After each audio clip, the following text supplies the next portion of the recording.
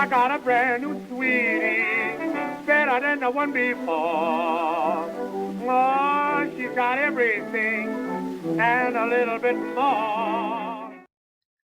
Hello, and welcome to Additional History, Headlines You Probably Missed. I'm your host, Tiffany Clark, and this is episode 267 of the podcast. Today's episode is a full-size episode. So that means that I've chosen one significant day from history that I'll tell you a little bit about, and then I'll tell you 3 other stories that were making headlines at the same time. If you want to see pictures associated with today's stories, you can watch this episode over on YouTube. And that's also where you'll be able to see a full list of sources that I used. I'm going to start right off by saying that today's episode date is September 17th, 1907. Does that mean anything to you? I didn't think so.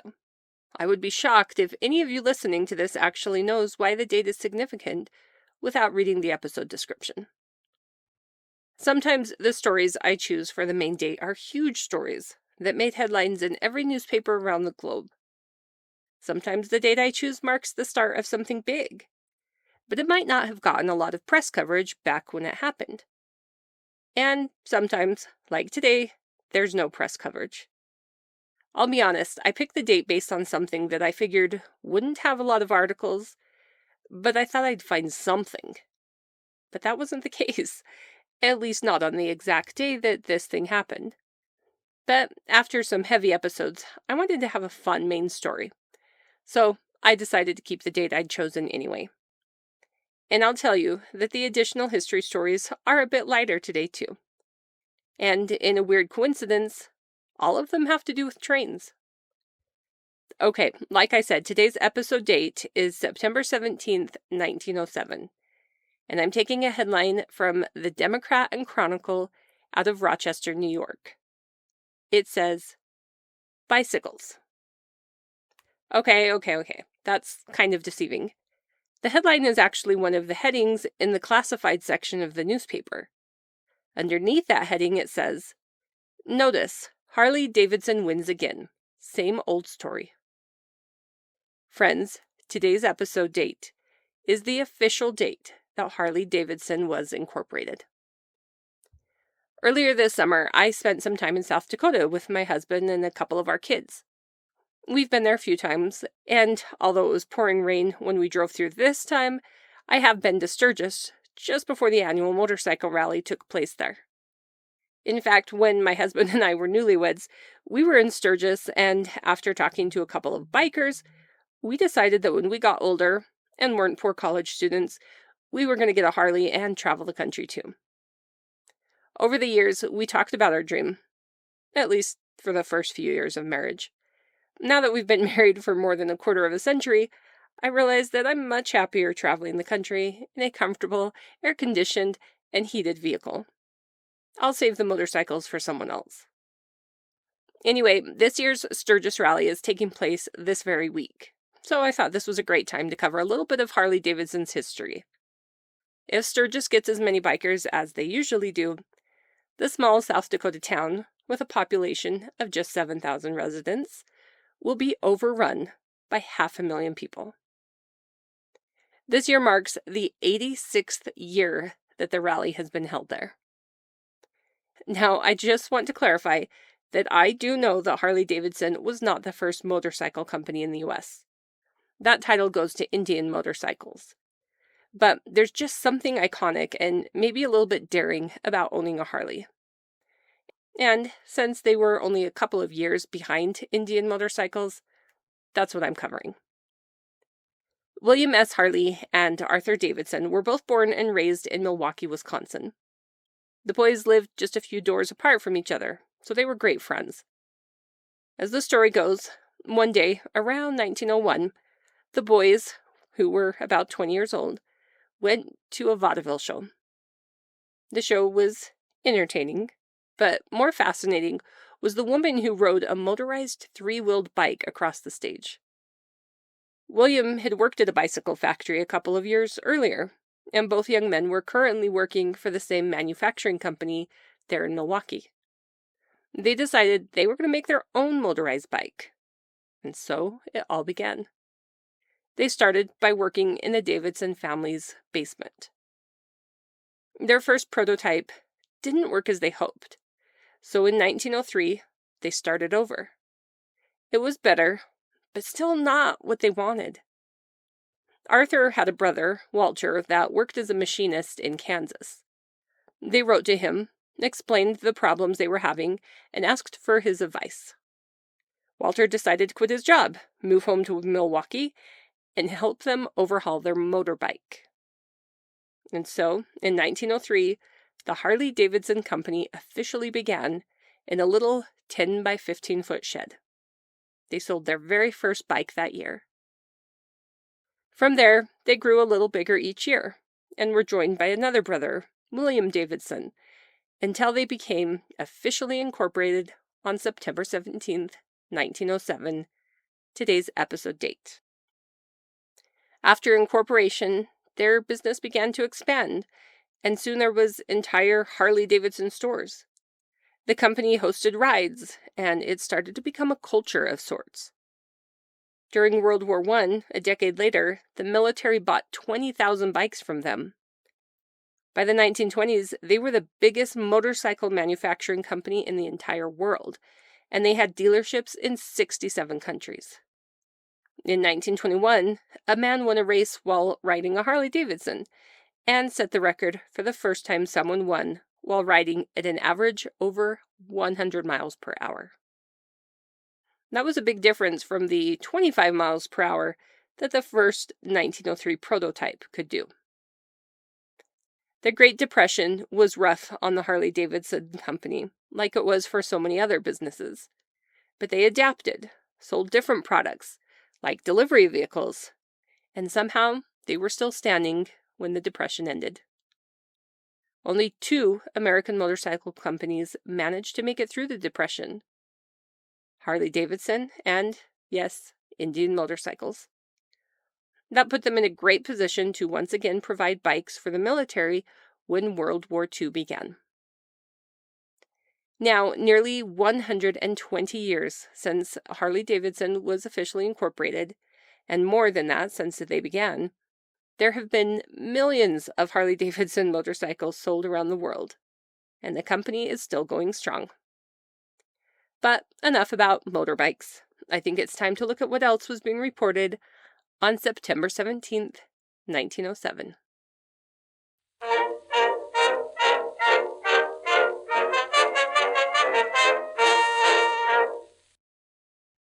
For my first additional history story of the day, I'm taking a headline from the Brooklyn Daily Times out of Brooklyn, New York.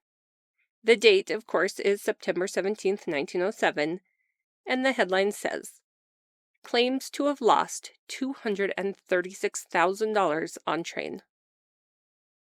As you can imagine, that front page headline definitely caught my eye and made me do a deeper dive to see what was going on.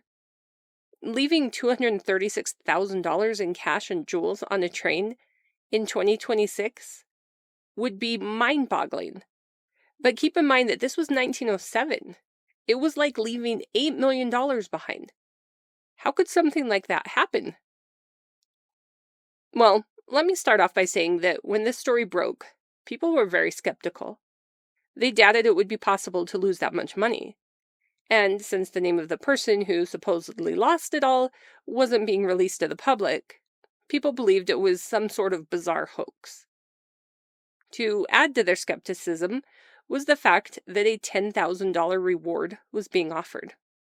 All someone had to do was find the missing money and jewels, and they would get the modern equivalent of well over $300,000. It was just too good to be believed. So, let me tell you what happened. An attorney named Benjamin F. Norris went to the press one day and claimed that he had a wealthy client who had taken $196,000 in cash and $40,000 worth of jewels onto a train. She had put everything into some sort of black tin box. As soon as the news broke, Mr. Norris was swarmed by more reporters. Everyone wanted all of the details, but Mr. Norris refused to give them. He wouldn't say who his client was. He refused to say where his client lived. He refused to say where she had been traveling to on the train. and he refused to even say whether or not the police or private detectives were involved in the search for the money. But even though the woman's lawyer wasn't giving out details, those reporters knew how to dig up information. This is what they found. The day before this article came out, a woman boarded a morning train that traveled to stops in New York, New Haven, and Hartford. It wasn't clear where she got on the train, but it was said to be less than 100 miles from New York City. The woman was carrying a leather suitcase, and it contained clothes and toiletries and things like that. She also had that black tin box with her. She clutched it in her hand with a tight grip.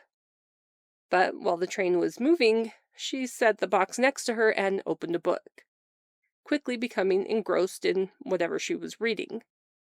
When the train pulled into Grand Central Station, she jumped up from her seat, grabbed her suitcase, and hurried off the train so she could catch a car to take her to the downtown area. The car she was in only went a few blocks when she realized she didn't have the money with her. In her hurry, she forgot to pick up the box she had set down while reading the book. The woman immediately got the car to turn around, and she headed back to Grand Central Station to see if she could find it. She reported it to the station, but didn't tell them what was inside. And then she called her lawyer, Benjamin F. Norris. He was in court, but when he got the message about what had happened to his very wealthy client, he rushed to the train station to help her. He questioned everyone he could, talked to a lot of railroad officials, and then started putting ads in newspapers on behalf of this client. With all the reporters around, Mr. Norris decided to answer a few more questions.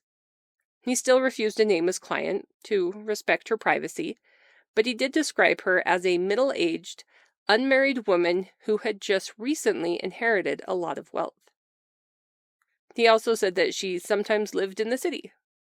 He didn't know about her plans to ride around on a train with all that money and jewels, so easily accessible to the public, but he could only guess that she must have been moving it from one safety deposit box to another. One enterprising reporter asked Mr. Norris if the loss of all that money was going to ruin the woman, and he answered, "It leaves her still wealthy." Whoever she was, she had gotten a massive inheritance. The reporters still begged him to release his client's name, insisting that it made the story seem fake to not know who it was. But Mr. Norris kept his mouth closed.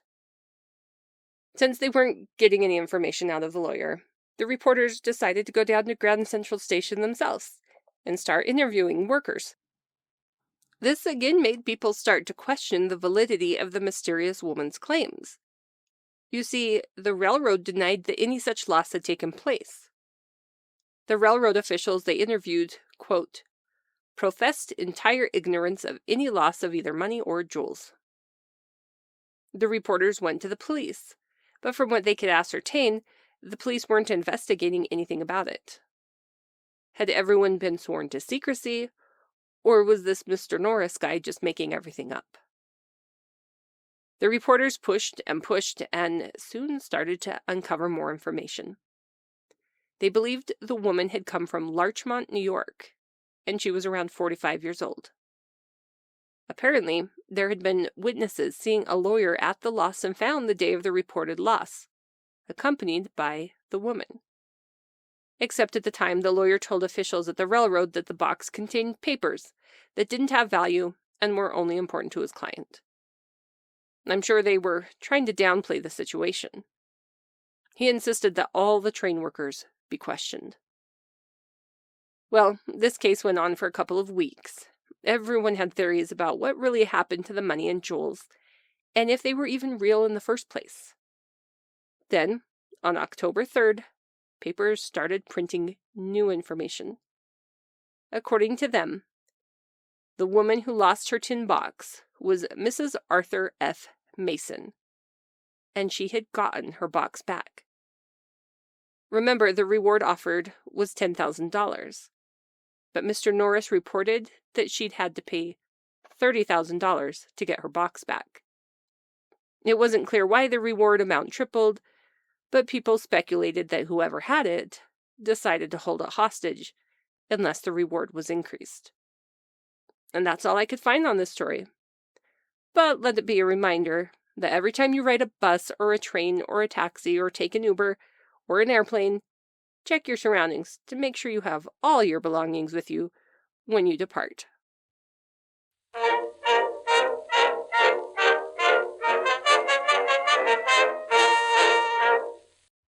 For my second additional history story of the day, I'm taking a headline from the St. Louis Post-Dispatch out of St. Louis, Missouri. This headline was intriguing, but once I started reading the article, I knew I had to read more because the headline doesn't do the story justice. The headline says, "Deputy goes to arrest man in bridge mystery." First of all, I'll tell you that this is one of those articles that is written as if the reader already knows a bunch of stuff about the story. It was a very confusing article, but I did my best to sort it out for you, so hopefully it makes sense. This story took place near St. Louis, specifically on the St. Charles Bridge that used to span the Missouri River, linking St. Charles to St. Louis.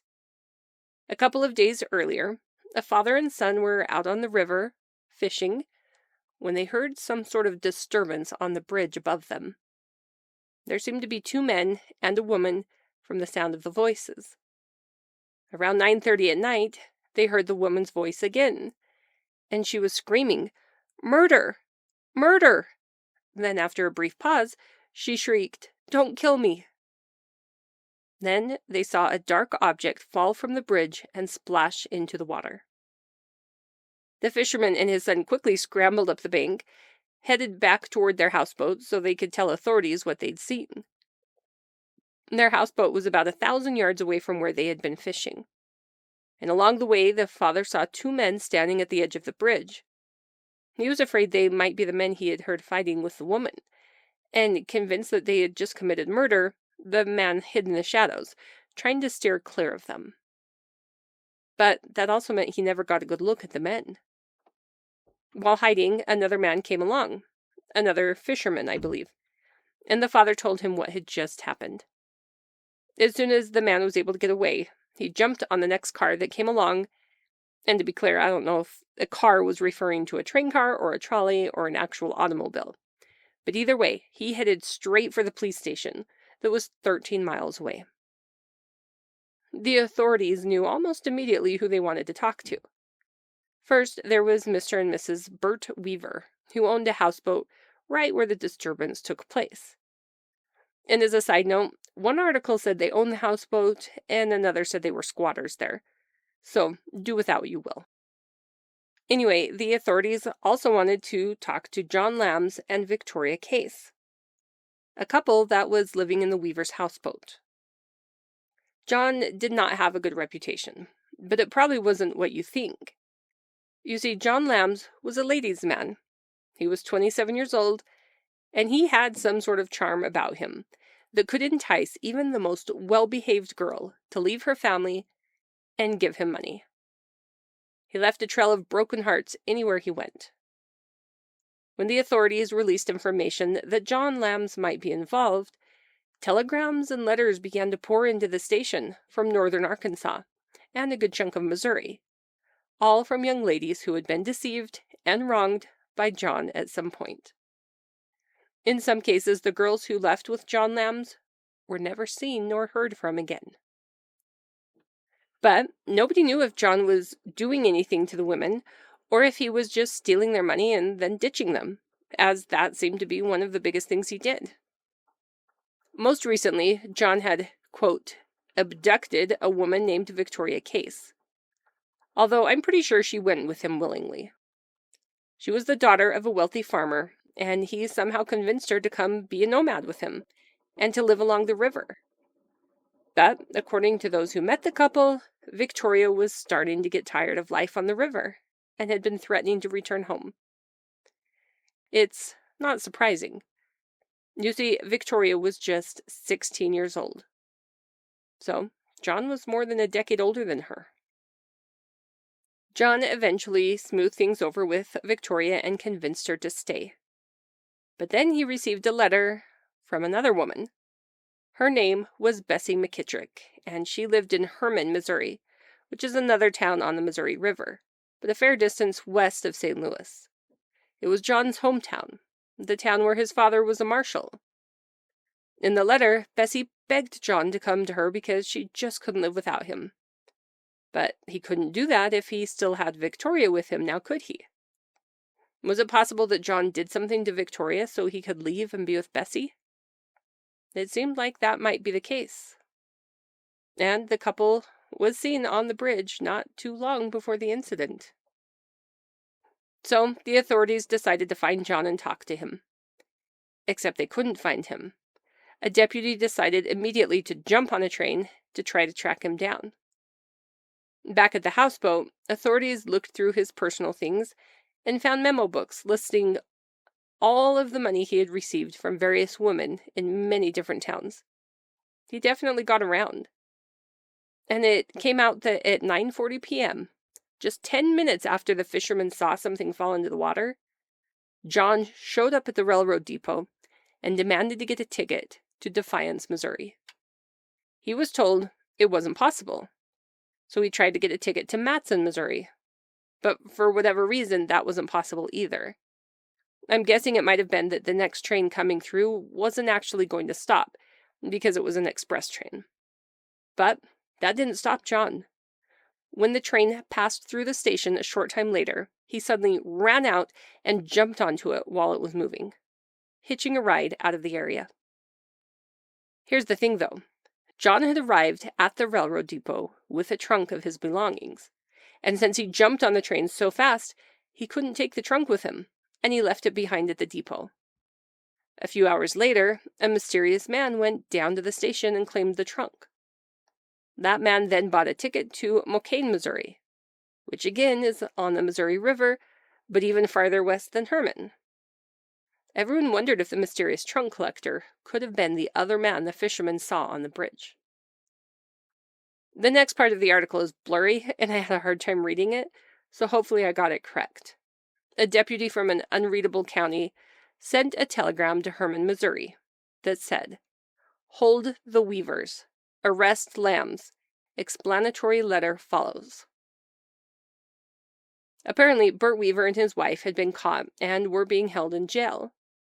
When questioned about John and Victoria being at their houseboat, they denied it, claiming that the couple had left the previous Tuesday and had just left all of their belongings behind. The authorities also found out that John and Victoria had gone to some sort of shipping place and sent a suitcase earlier in the day to Herman, Missouri. The authorities insisted that the case be sent to them, but the delivery service refused because they worried that if they sent it collect, the fees wouldn't actually get paid. I'm not really sure what happened with that. Meanwhile, back on the Missouri River, outside St. Louis, Victoria's father and uncle had decided to drag the river to see if they could find the body, and probably hoping it wasn't Victoria like they feared. A reporter from the St. Louis Post-Dispatch, the same newspaper that printed this article, also got a boat and tried to retrace the area where the body would have floated by letting the current take his boat where it would. He managed to find animal carcasses trapped in the logs and debris on the river, but no human remains. He traveled 10 miles down the river and couldn't find any trace of a woman. Now, apparently there was a toll station on the bridge, but the operator insisted that the only people he saw go over the bridge at 9:30 at night were 2 black women and a black man, so definitely not John, Victoria, and a mystery man, who were white. The 3 he did see were laughing and seemed to be having a good time. He never heard or saw any sort of disturbance.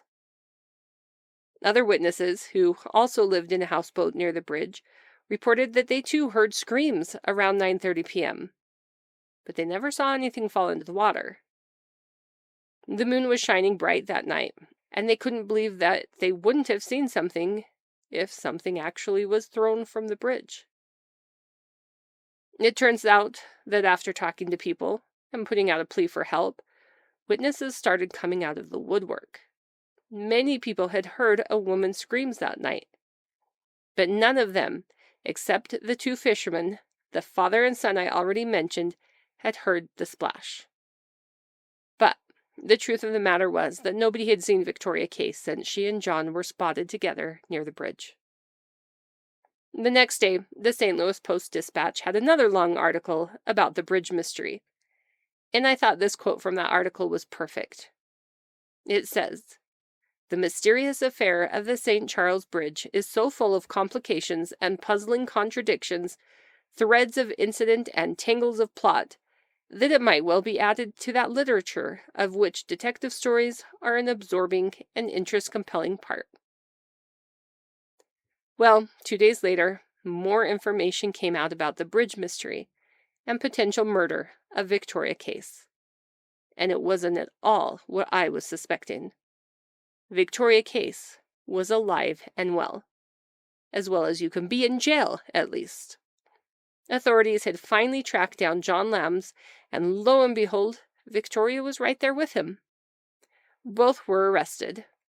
It turns out they'd been hiding out for days in the town of Mokeville, Missouri. Victoria's father hurried to the jail to have a talk with his young daughter, and he was confident that he had convinced her to return home with him and to forget John Lambs.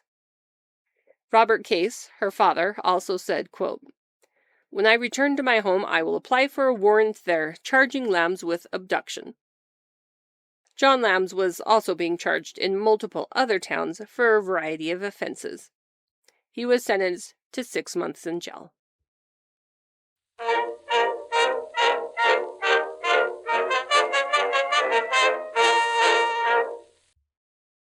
For my third and final additional history story of the day, I'm taking a headline from the Des Moines Tribune out of Des Moines, Iowa.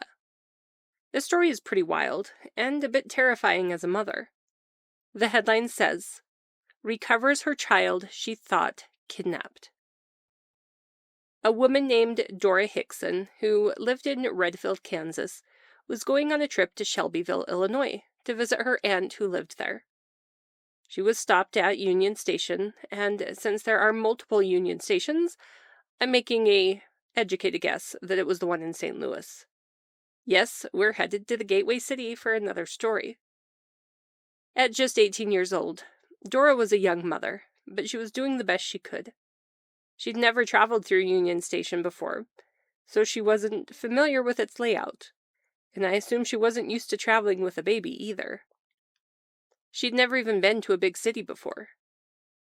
At one point, she needed to get something out of her baggage, so she looked for someone who could hold her baby for just a minute. She saw Mrs. J.L. Corey, a woman from Bland, Illinois, and asked if she could please hold the baby while she dug through her baggage. The woman agreed, and Dora hurried off to wherever her luggage was being stored. Again, since Dora wasn't familiar with that particular station, it took her a lot longer than she anticipated. And when she returned to the spot where she was sure she had left Mrs. Corey and her baby, they weren't there. It seemed as if she had handed her baby right over to a kidnapper. Dora was distraught and didn't know what to do. Now, what happened wasn't quite what you might think. You see, Mrs. Corey held the sweet baby and didn't mind doing so. But then when more and more time started to pass, she recalled reading articles about mothers who deserted their infants by asking strangers to hold them, and then walking away. When Dora didn't come back in a timely manner, Mrs. Corey convinced herself that she was holding an abandoned baby. The baby was pretty and didn't deserve a bad mother, so when the conductor called out, "All aboard," Mrs. Corey decided she was just going to take the baby with her. And she boarded a train, headed to Salt Lake City, Utah. Meanwhile, back in Union Station, Dora was worried beyond belief, and she didn't know where to start. Again, she'd never been to a big city, and she didn't know how things worked. She did know that she had a ticket to Shelbyville, and that the train was boarding. So, with tears streaming down her face, and without ever alerting the authorities, since she didn't know how, Dora climbed onto the train headed in the direction of her aunt's home. And with tears streaming down her face, she watched out the window as Union Station disappeared into the background. She truly believed she would never see her baby again. When Dora's aunt saw the condition of her niece and heard the story of what happened, they quickly sent a letter to another aunt who lived in St. Louis, urging her to pass on a letter from Dora to the police there, explaining what had happened. Yes, notice that I said they sent a letter. It took days for the police back in St. Louis to even hear that this story had happened. One of the officers remembered receiving a telegraph a few days earlier from Salt Lake City. The telegram was to inform them that a woman had brought an abandoned baby to Salt Lake City and had left it at an orphanage. Luckily, even though an entire week had passed, the baby was still in the orphanage, and arrangements were being made to reunite mother and daughter.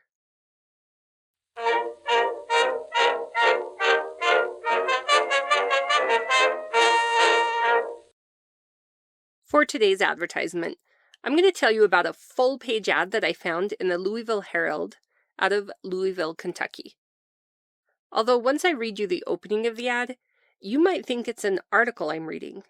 And admittedly, this advertisement might take as much time to explain as an actual additional history story. It says, $1,000 reward for the capture of the mysterious Mr. Raffles. Back in 1907, a man by the name of George Harris Donahue was traveling the country from one big city to another, going by the name of Mr. Raffles. If I understood it correctly, it was basically like a citywide Where's Waldo game that different newspapers were hosting around the country. They would hide clues in their papers for a few days prior to the game, basically encouraging high newspaper sales. And then on a certain day, at a certain time in each city, people were allowed to start looking for Mr. Raffles. The game would take days, and more clues would be given each day. In Louisville, it was September 17th, 1907, at midnight, that the game began. Mr. Raffles, aka George Harris Donahue, would disappear from some new fancy hotel right at midnight.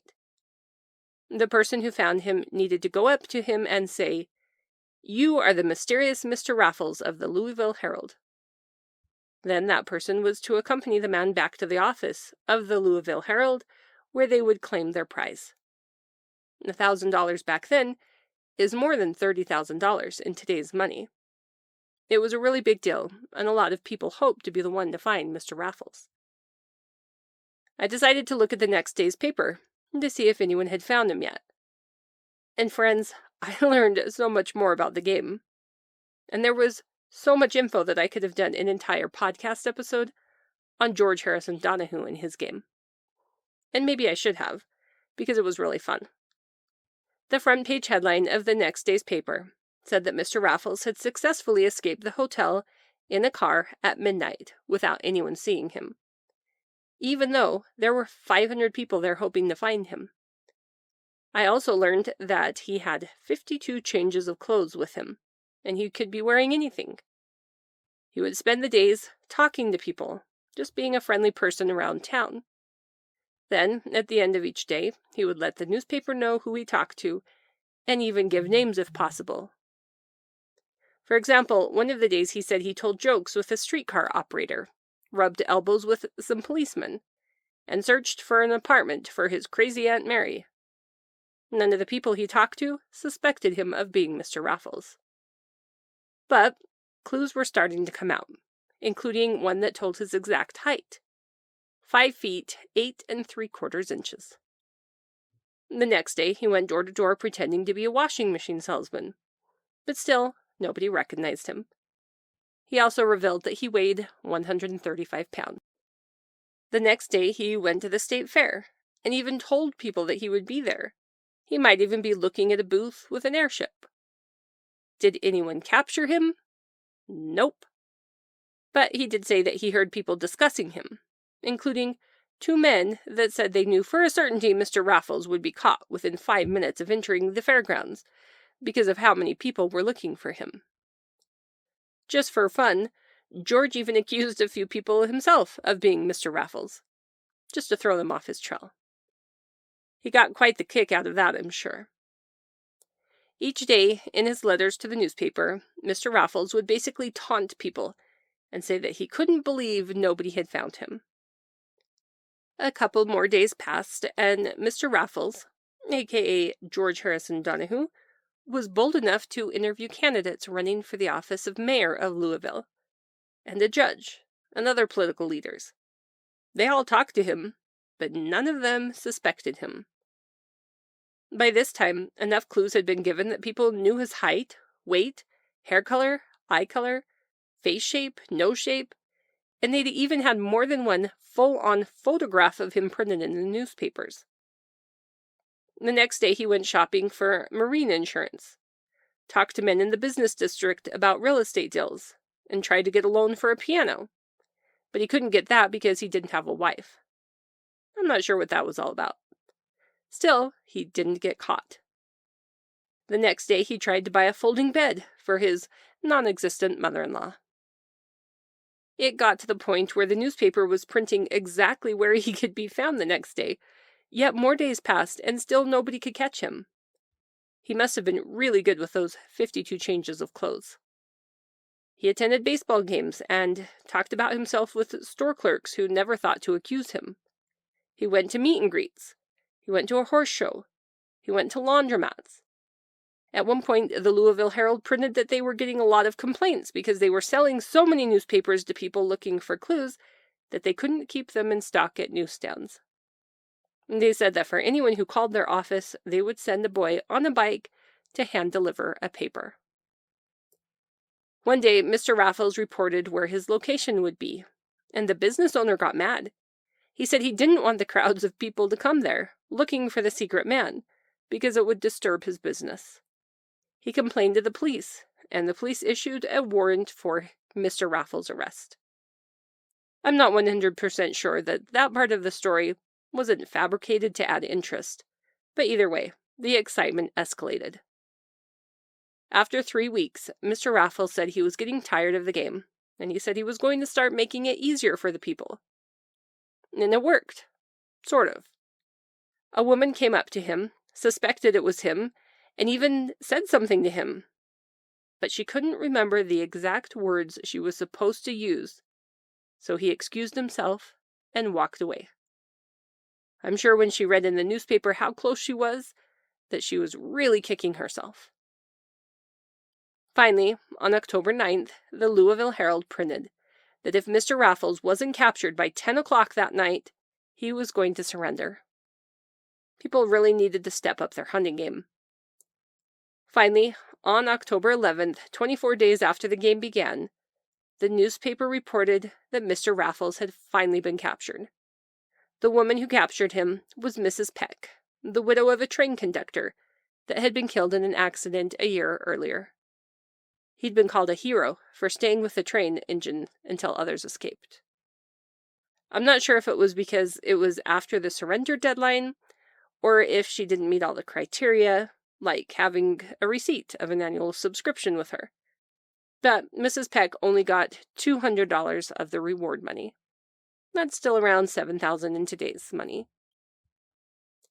Friends, thanks for joining me today for a look back on what else was going on in the country the day the Harley Davidson Motorcycle Company was officially incorporated. I had a lot of fun with this episode, and I hope you did too. Join me again in 2 weeks from today, when I'll cover a very important date from history that you might be shocked to realize I haven't yet covered. Tune in to find out what it is. Talk to you later.